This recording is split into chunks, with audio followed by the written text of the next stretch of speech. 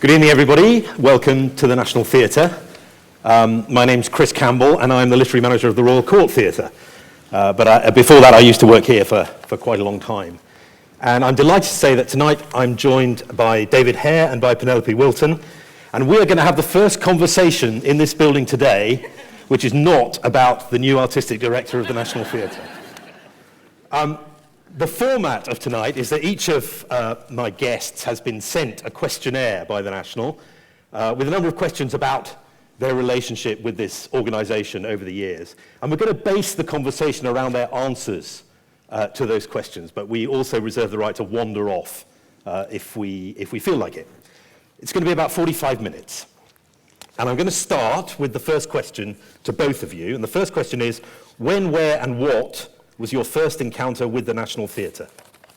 Penelope. Well, my first encounter was at Chichester when I was still at school, and I was taken to see Uncle Vanya with Michael Redgrave and Laurence Olivier. And I'd never seen a Chekhov play before, and I can remember Michael Redgrave's jacket. He, of course, was playing Uncle Vanya, who was madly in love, and with Ilyena, and he lives in the country, and his jacket was just a little bit too short, and he had a very long, no white cuff or anything, it was just very short, and he had very red hands, like he was someone who worked in the fields, and I was tremendously moved by him being that person, and then when he lost it, it was very, very funny. When he pulls out the gun and goes after the professor and rushes round, and you laughed, and then you were extremely sad that you'd laughed. And I was all of 15, but I remembered all that, and that was my first time. And were you aware of that as being the National Theatre, or was it just a play you were taken to see? No, I was taken to see the beginnings of the new National Theatre, and it was at Chichester, as you know. So that was why I was taken. Which is interesting because, David, if I put the same question to you, your answer is not entirely dissimilar. It's exactly the same. No. Yeah. So were you there on the same night, do you think? If only. My life would have taken a different path. It was, we just were taken from school. We were told that there was a new theatre down the road, 15 miles away. And we didn't know much about it, and we were told that we'd go and see Uncle Vanya. And I had seen The Cherry Orchard, so I knew it was by the bloke who wrote The Cherry Orchard. And that's all I knew. And then you saw these actors, and it was Joan Plowright and Laurence Olivier and Michael Redgrave and Sybil Thorndike and Joan Greenwood. And you thought, oh, great, this is theatre going, it's terrific. And if you go to YouTube, the interesting thing is that you can see a recording of the production. And the most interesting thing is that it is usually said that tastes in acting change, and that Irving would be ridiculous, or Sarah Bernhardt would be ridiculous, or Isadora Duncan would be ridiculous.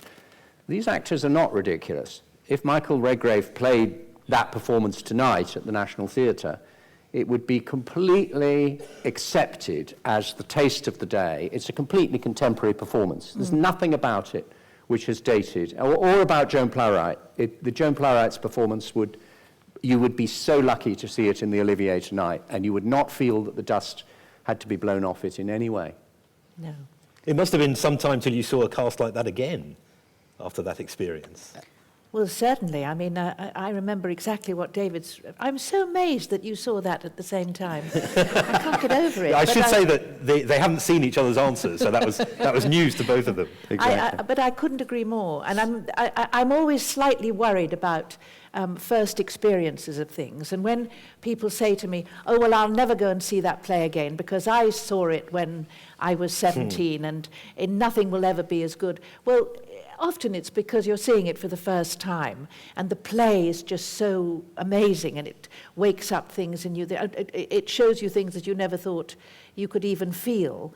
And you're 17, so one must never do that, because there are great performances that you see later on of plays, the same play, and because actors change things and directors change things and tastes change. But I do agree with David. I think I haven't seen that, but I can remember it. It seemed to me to be as if people were just, what amazed me was it seemed to me that people were just talking to me. No one was actually being big, really. They were just being. Thank you.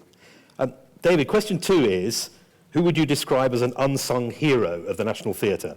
This can be on stage, backstage, in an office, or elsewhere.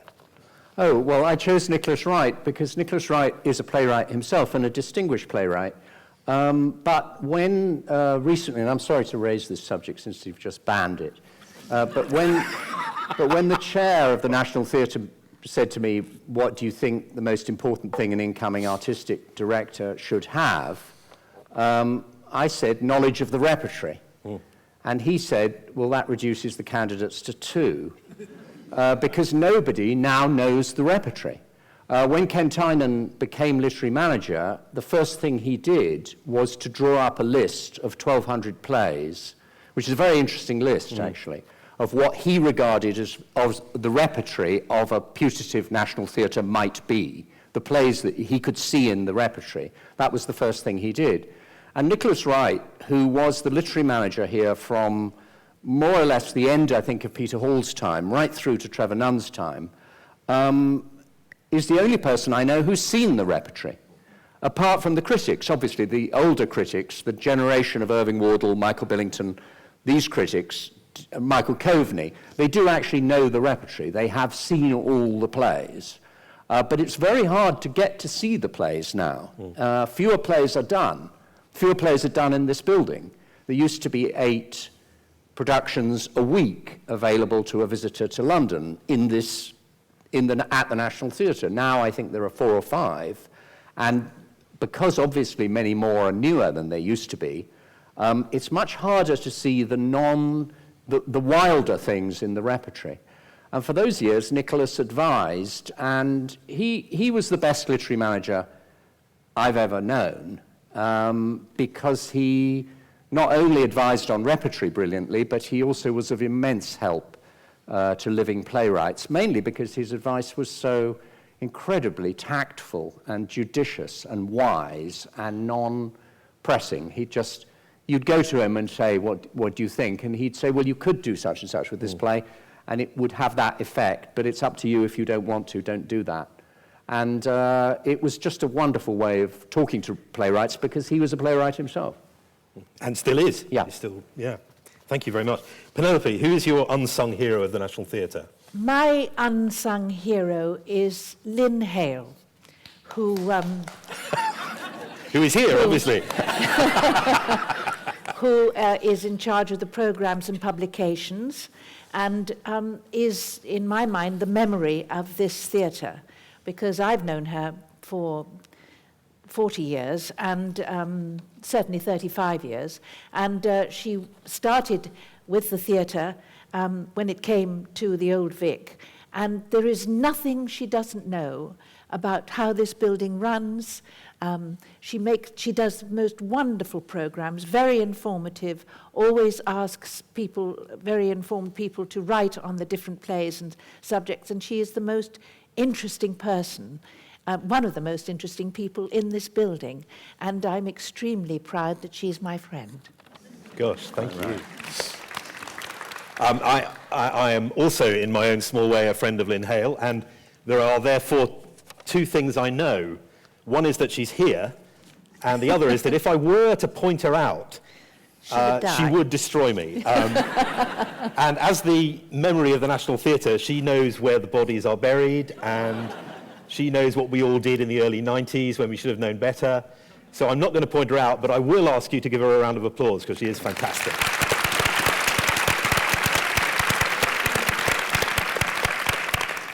Thank you. Can I just say a word? Because I do think that the standard of the programs here is astonishing. And it is, and it has now created an expectation in the audience. And even in those god-awful commercial theatres now, they do try and give you something for your £4. And it is actually almost entirely through Lynn's influence. Yes. That there's an expectation now that you will be given something serious and substantial and that it's rewarding to read. And it's been one of the best things about this theatre. Thank you very much. Penelope, which individual performance by an actor has made a particularly lasting impression on you? A performance you saw, acted with, or someone who was in a show you worked on? You're going to have to remind me of what I said. You said... it was a chap called Laurence Olivier. Yes, Laurence Olivier. I saw Laurence Olivier in The Merchant of Venice when I was up in Edinburgh at the Lyceum, when Richard Hare was running the Lyceum, and I was doing the cherry orchard up there, and it was about my third job. And the National Theatre came on tour to the other big theatre, the touring theatre in Edinburgh. And I went to a matinee, because I was playing every evening, and I went to a matinee and saw Laurence Olivier playing Shylock, and I was amazed, because all the Shylocks I'd seen up till then were sort of hooky-nosed, sort of very seemingly sort of joke Jewish people. And there I saw this middle-aged to elderly man with a little skull cap on, a businessman, actually, who went about the business of what he did. He's a moneylender and so on. And it was completely revelatory to me, that. And when Jessica left him, he had Jessica's dress like a prayer shawl round his neck and draped over his shoulders. And he was in mourning for his daughter having run off with Lorenzo.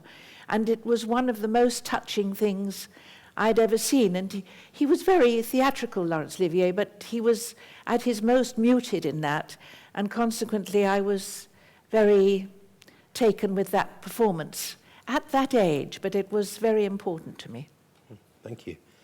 David, an individual performance by an actor. Well, I then after, when I think I was probably when I was at university, I was an usher at the Old Vic.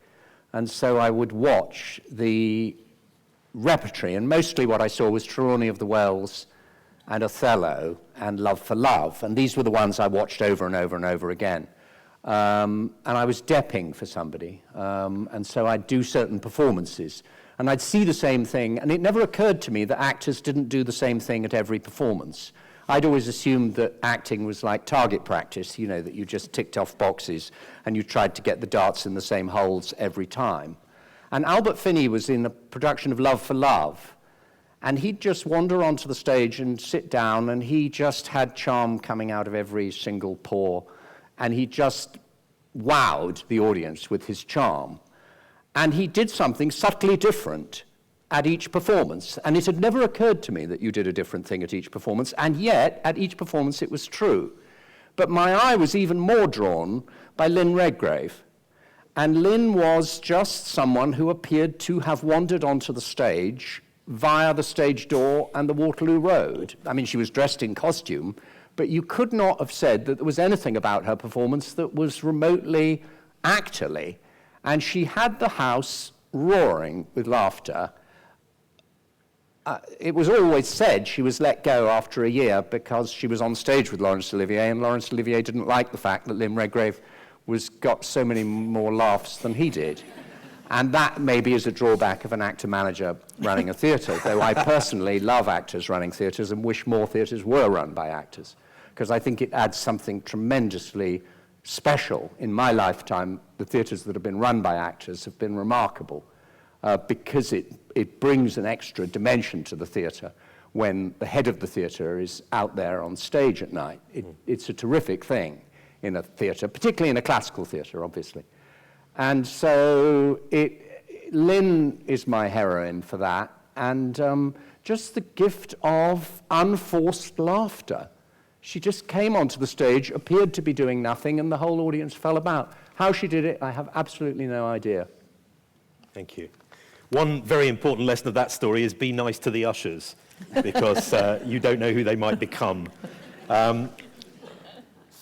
Penelope, of your own work at the National Theatre, what is the most fulfilling production you have been part of? Well, I think probably there have been many, and one of them was The Secret Rapture, that was David's play. But I think because of its time and because it was one of the things that brought me here, I think it was probably Harold Pinter's Betrayal, which we did here, and it got terribly bad reviews. And the critics decided not to like Harold Pinter's play. We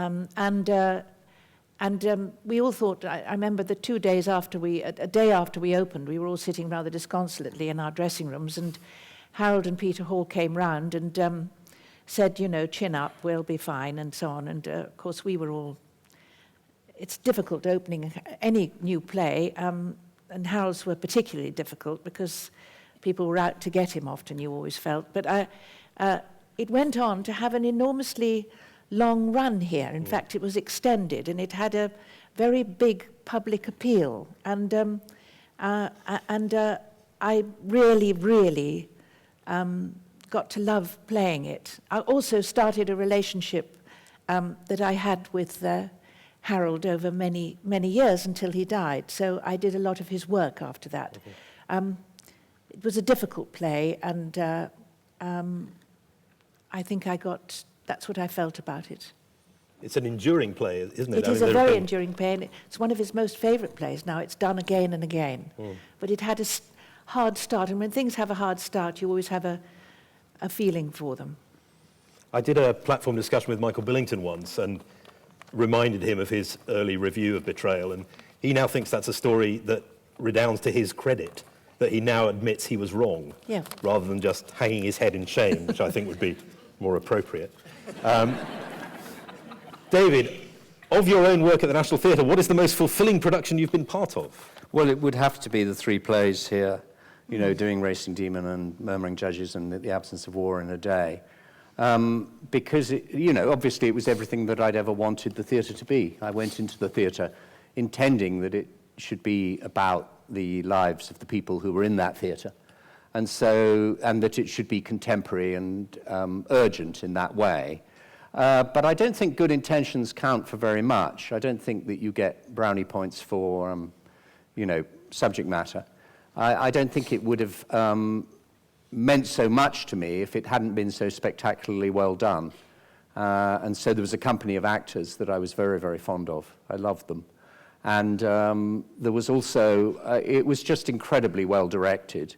Richard Hare directed it, and it's certainly among his best work for the theatre ever. And the fulfillment of the stage was particularly satisfying. Bob Crowley designed the best use of the Olivier I've ever seen. And actually Jocelyn Herbert, who was the stage designer who had originally advised Dennis Lasden on the design of the Olivier, as a Greek theatre, and I recently went to Epidaurus, and I now understand what Dennis Lasden had in mind, because it isn't an easy theatre, this. But, when Bob designed Murmuring Judges, Jocelyn Herbert said, at last, the Olivier is revealed as the theatre we always wanted it to be. And you felt that about Bob's designs for this space. They were thrilling. And the productions were thrilling, and the whole gesture of the day, that you could arrive at 10 o'clock in the morning and leave at 10:30 at night, and the intimacy that grew up between the audience in the course of that day. I don't think it was just me that was talking to people I didn't know. So a lot of people I didn't know came to talk to me. It's an incomparable experience in my life, and I'll always be grateful for that.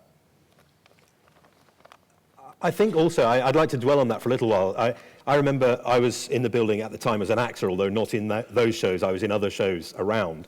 And there was a sense that you had almost a de facto permanent acting company because of the way those shows work. A National Theatre acting company, which is something people always talk about the pros and cons of it. But they felt like they were having the best time imaginable. It all stemmed from an extremely good decision, which Richard Hare made at the very beginning, which was that when I wrote Racing Demon, and of course, none of us rehearsing Racing Demon had any idea of what the way this play would be received. Indeed, I was at a particularly low point in my life while it was rehearsing, and barely bothering to attend rehearsals because I was in a low mood. And it wasn't until the first preview of that play that we this extraordinary response came, not even during the play. During the play, it was quite quiet. At the end of the play, it was a reception of a kind I'd never known. And Richard had made the decision that although there was a leading part, he would not cast it with a leading actor, but that he'd cast it with an actor who was in the company. And he cast Oliver Ford Davis, who was playing Polonius in Dan Day-Lewis's Hamlet. And, that decision that I would then write for people who were in the building, that Michael Bryant, obviously, who was here, but a whole series of actors, Richard Pascoe, Barbara Lee Hunt, Claire Higgins, all of whom I became extremely fond of. And that they would stay around for all three plays. Yes, it was a company, and they were the in-house company. And it did add, just as Bill Bryden's company had in the Cottesloe, it added a dimension that both the people doing hugely enjoy, but also that the audience hugely enjoys. And it was also one of those shows which escapes from the arts pages and becomes part of the news, doesn't it? And people write in the papers about it who aren't theatre critics. They are the people who are in it, in fact. Yes. Keeping out of the news pages has been my problem. All right. On the other hand, as it were, David, which national production or performance did you miss or came before, or a performance that came before your time that you wish you'd been able to see? Oh, well, this is a word on behalf of stupidity that I've missed Anton Lesser's Othello. No, Adrian Lester's Adrian. Othello. Adrian Lester's. Sheer stupidity. I should have seen it. Everyone tells me it's great. Could you not get a ticket? I just didn't get round. Does nobody else know this feeling? I did not get round to seeing it. And I feel ashamed. And so shame is my primary emotion. Well, thank you for sharing that with us. Penelope, what did you miss or not have an opportunity to see? Well, when I was, mine goes back to when the National was at the Old Vic, and I didn't see Maggie Smith's Hedda Gabler, directed by Ingmar Bergman.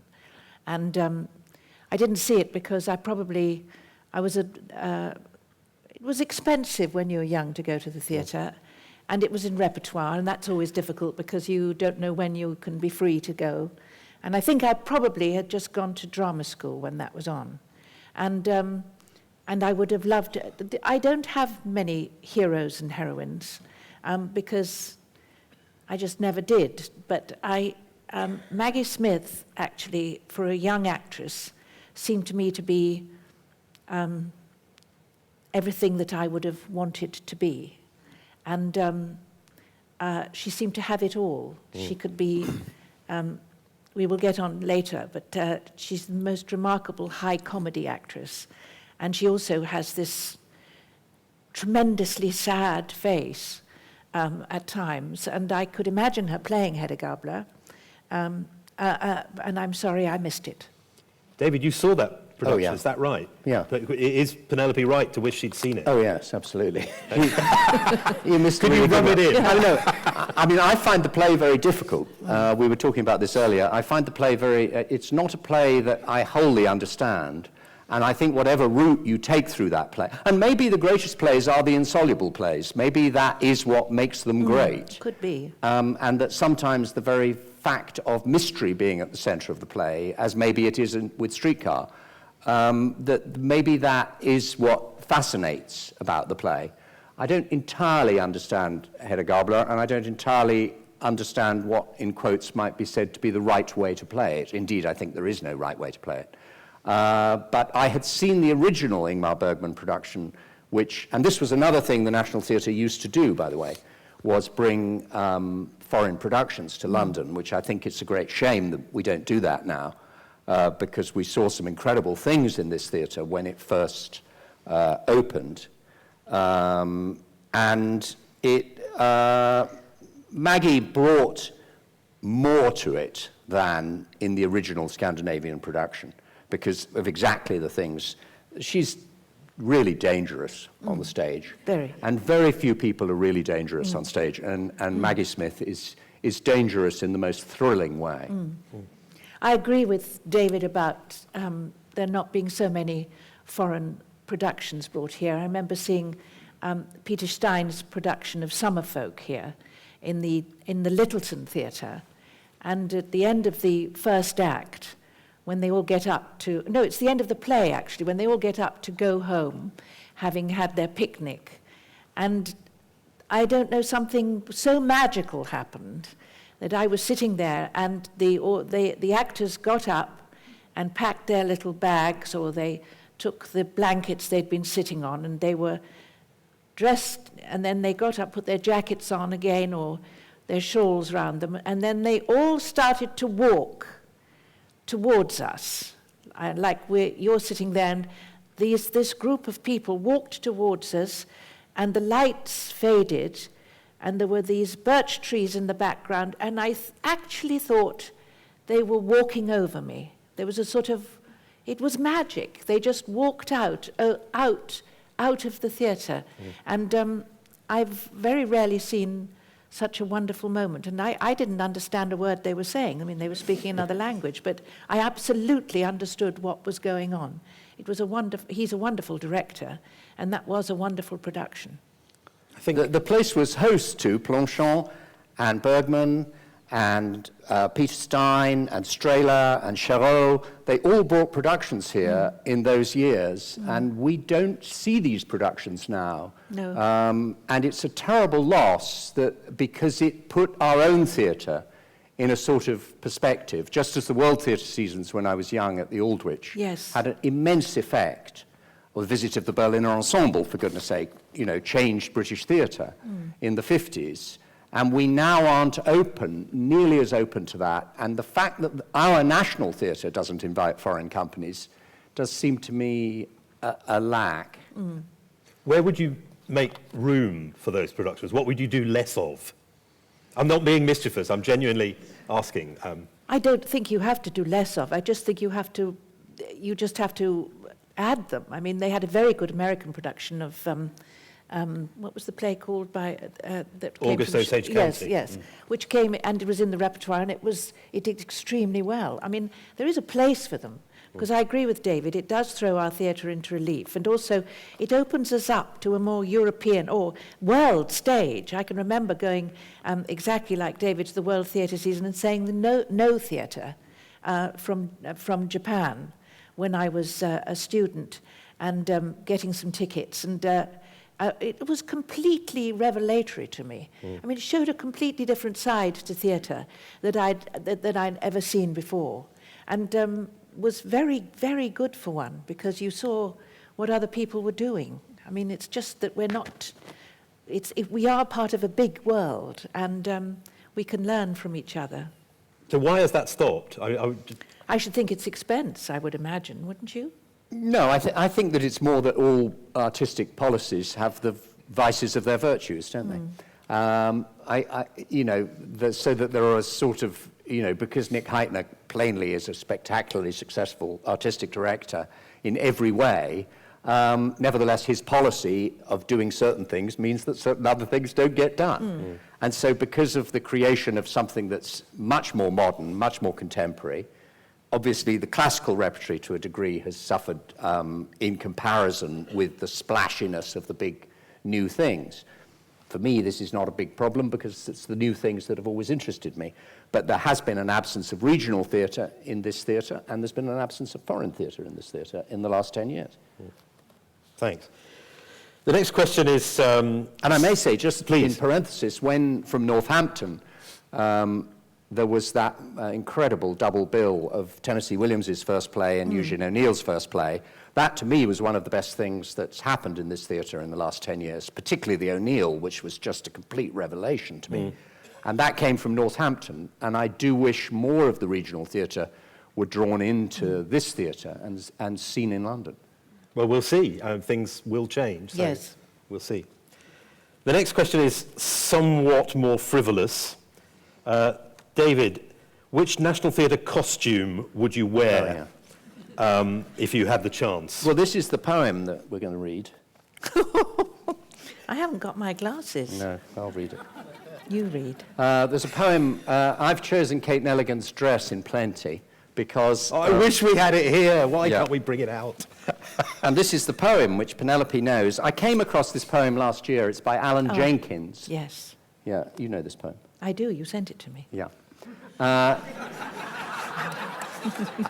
And I loved the poem, and it's about the fact that, I don't know who Alan Jenkins is, he's a poet, and he's written this poem about the fact that his girlfriend is so much younger than him, which means that she was born in 1978, which all you need to know is that it's the year that Plenty went on, and it's also the year that Betrayal went on.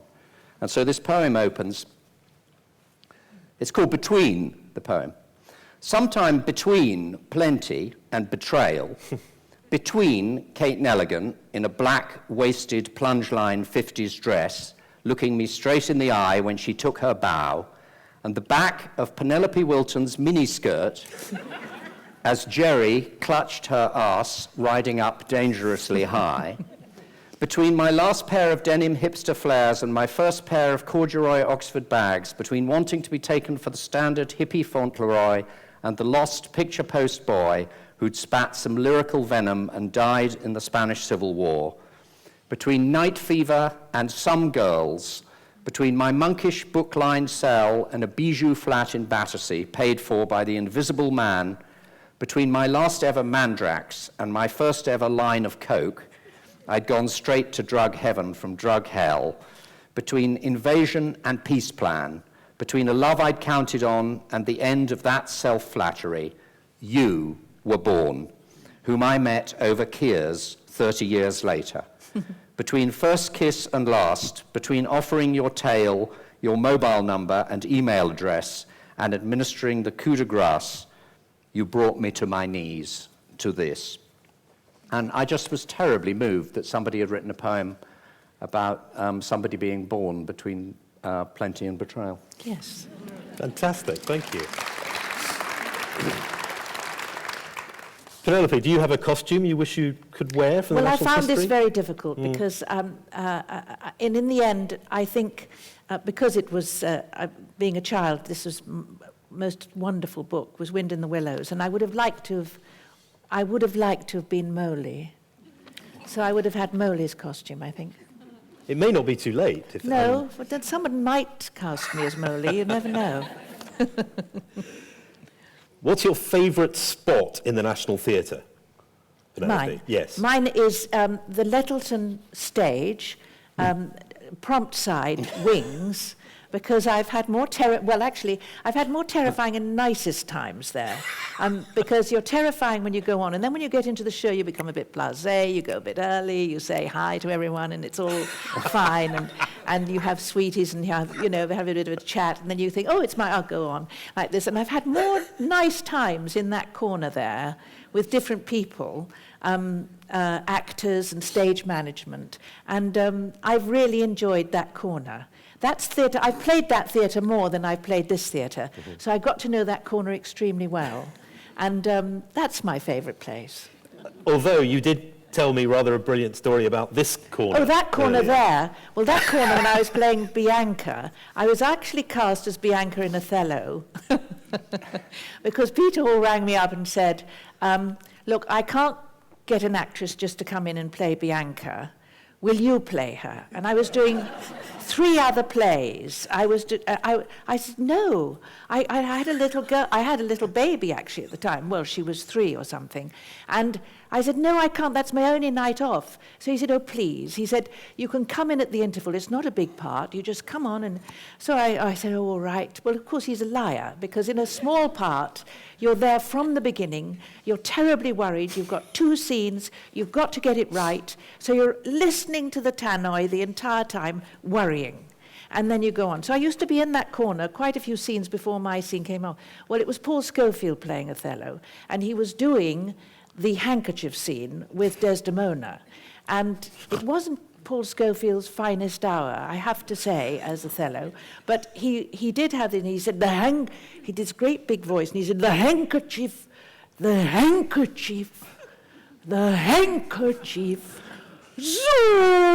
zoons, like this, you see. And then he walked off, and as he passed me, he said, "If I've told her once, I've told her 1,000 times."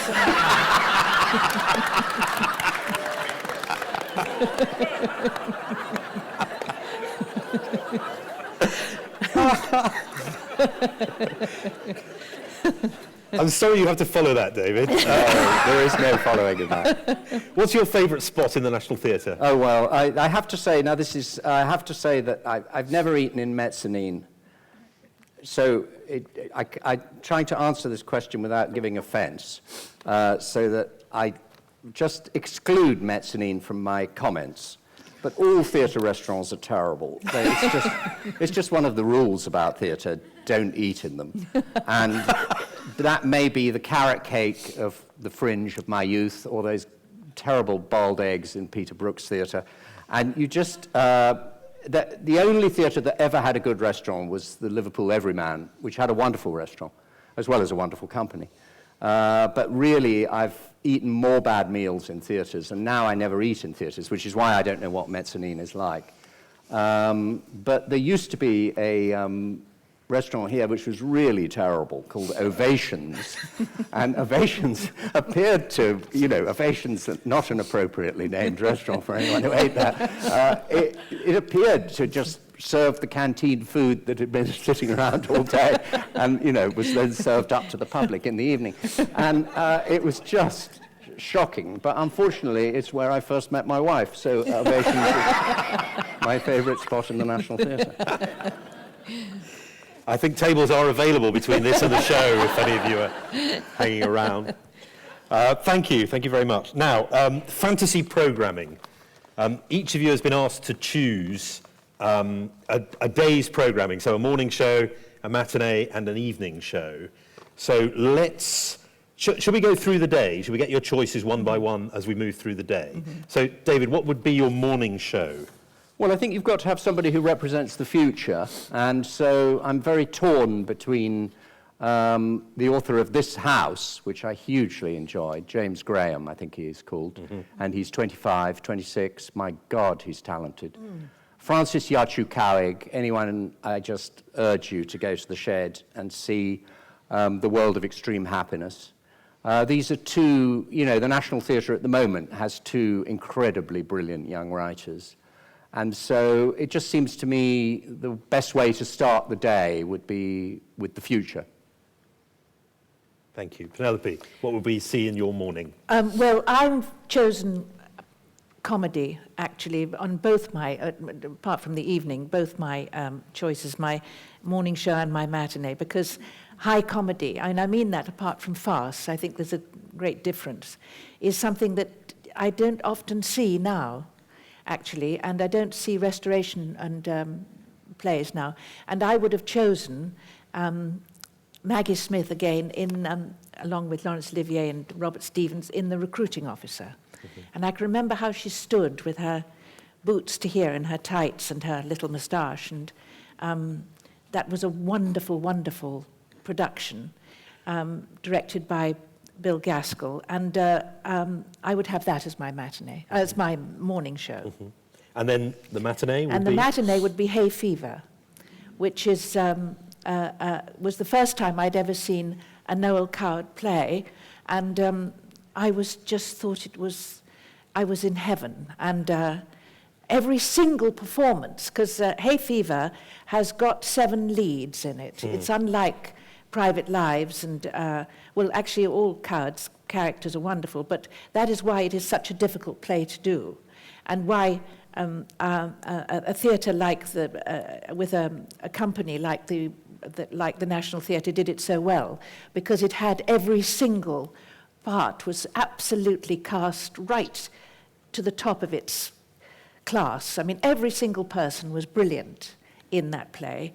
And it was one of the most enjoyable times. And I've always wanted to play Judith Bliss, and I've tried to do it many times. And perhaps I'll do it before I die, but or get too old. But it's been a play that I would love to do. It's a cruel, funny play, and that would be my matinee.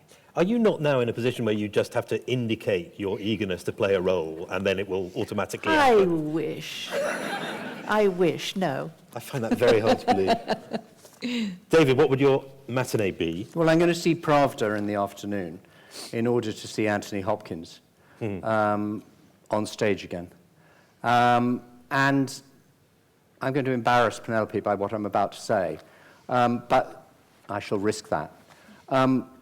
If you write, then if you write plays, you basically want to run away after the first night. You don't want anything to do with it. And when you go back very, very nervously to see them. And it's best if the actors don't know you're there, because if the actors do know you're there, it does affect the temperature in the room, and they act differently. But 3 times in my life, I've gone back and gone, oh my God, is this what is being offered every night, this level of performance? And that's happened to me when I saw Penelope in The Secret Rapture, where I went back and she didn't know I was there. And it happened to me when I saw Anthony Hopkins deep, deep, deep in the run of Pravda. And it is that, and the 3rd time it happened was when I went back deep in the run and saw Judi Dench in Amy's View.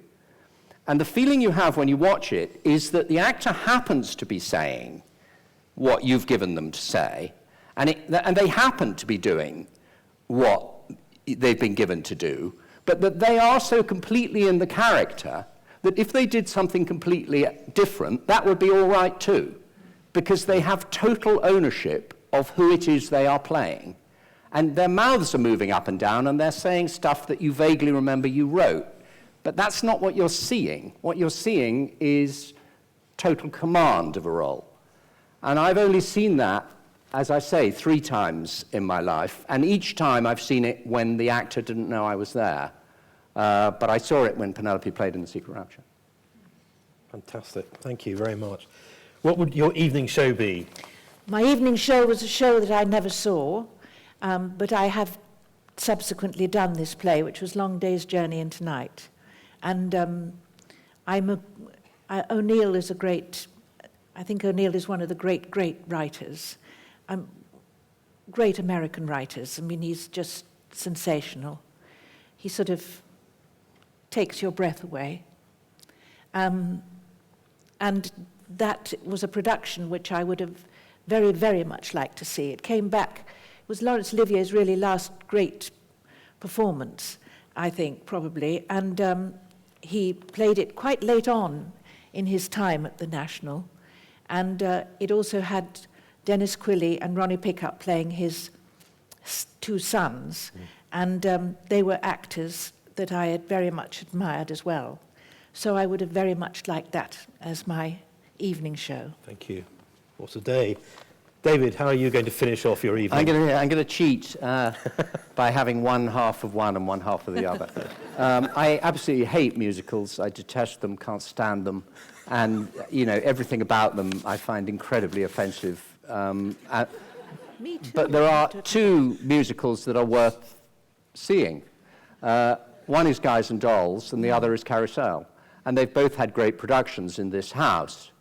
And I'd have the first act of Guys and Dolls in order to hear Julie Covington sing again. Julie Covington had the most beautiful voice I've ever heard on a stage, and I would include opera in that. I first saw her singing when she was at Teachers Training College, and she just was a trainee teacher who stood on the stage of the Cambridge Arts Theatre, and I've never heard a noise like it in my life. And her phrasing was gorgeous. Frank Sinatra, eat your heart out. If you want to know how good she was, listen to that original recording of Evita, because nobody has ever sung Evita the way Julie sang it. It's breathtaking. And when she and Ian Charleson sang I've Never Been in Love Before, it's one of the most beautiful things I've ever heard in my life. And that first half of Guys and Dolls is something we don't need to stay for the second act. And then we'll go to the first half of Carousel. And again, If I Loved You is just, Joanna Riding, I think, sang that. And that was a stunning production. Bob Crowley again, greatest sets you've ever seen in a musical. Nick Heitner at his finest, total command.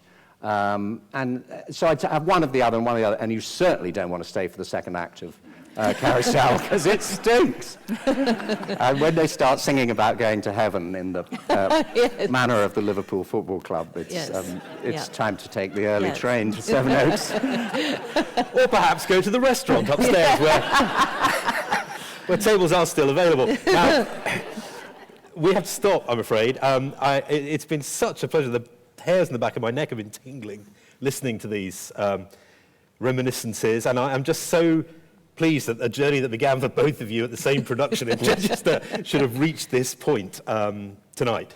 So thank you both very much indeed, and thank you all for coming. Thank you.